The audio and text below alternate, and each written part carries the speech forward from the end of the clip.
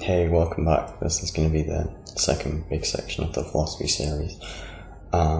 It's going to deal primarily with Christian philosophy, following on from the classical period. So if you're still watching, you must be a bit of a glutton for punishment. But anyway, let's get started.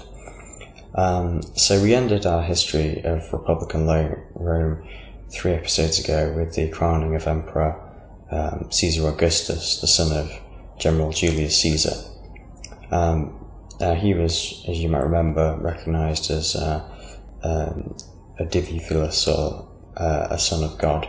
Well, during the lifetime of Caesar Augustus, another son of God would be born, who would have arguably an even greater effect on the history of the world. So, this episode is entitled The Fall of Rome and the Rise of Christianity, and we're going to be looking at these two sons of God, and we're going to be looking at how their worlds interacted and affected with each other. So first, let's talk about Augustus' world. Well, Augustus was the man who, in his last words, found Rome of clay and left it of marble. And during the 1.5 centuries after his reign, Rome was at its absolute height, while the emperors themselves ranged from effective such as Tiberius to despotic tyrants like Nero and Caligula.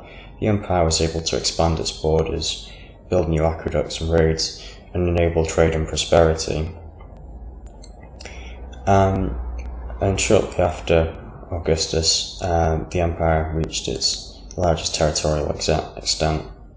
Now, I want to kind of set this in context as to how great was Rome. Well, in terms of its military and law, it would be unsurpassed for many years.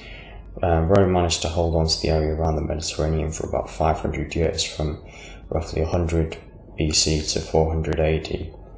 And its legal system, even to this day, forms the backbone of most countries' civil code in the world, thanks to the Code of Justinian, who is a Roman emperor who codified Roman customary law.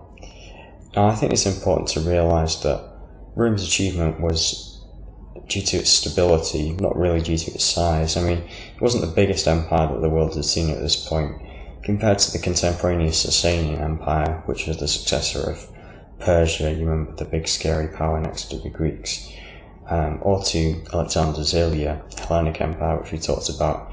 Its territory wasn't all that big. Even in terms of culture, you might remember, much Roman culture was building on the Greek base, just refining it slightly. So you had, in literature, Virgil's Aeneid, which was similar to the Greek author Homer's Iliad.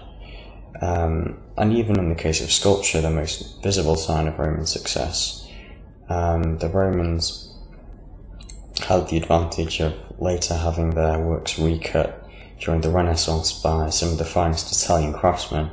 So we might have an inflated view of the Roman sculpting abilities as well. Nevertheless, I think, especially in Britain, and by extension in America, because the Romans had the advantage of giving us our first written culture, we view them as the founders of our civilization, and they have a special place in our hearts. Now, from kind of the Rome under Augustus and Rome at its height, it'd be good to shift towards the rise of Christianity and this other Son of God. And of course, I'm talking about Jesus, who most people will probably have heard of. There's been much discussion over the years about what the so-called historical Jesus believed.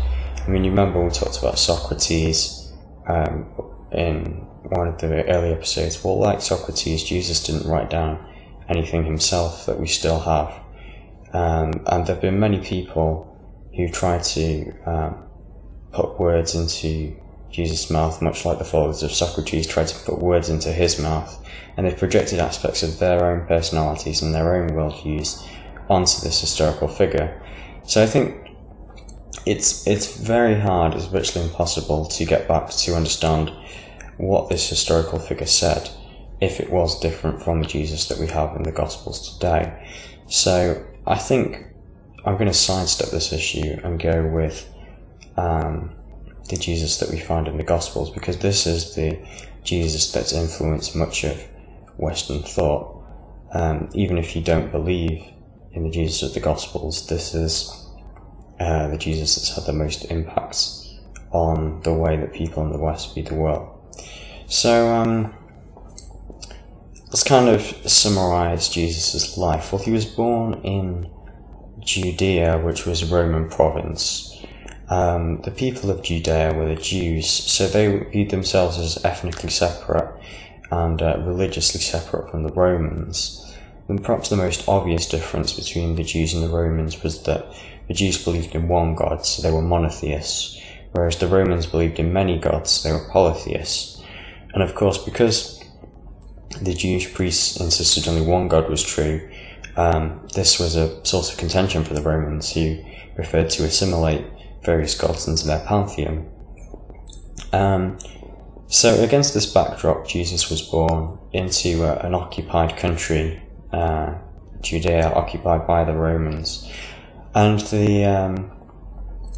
the doctrines that Jesus taught during his 3 short years as a teacher, well, there have been oceans of ink spilled on them, but I think to sort of sum up the key themes, you have tolerance of people, including people such as prostitutes and tax collectors who were viewed as unsavoury during his lifetime, an emphasis on helping the poor and the sick, and of a kingdom that's not of this world, which is going to become important later on, but also an emphasis on this idea of sin, of people having done wrong, and of forgiveness.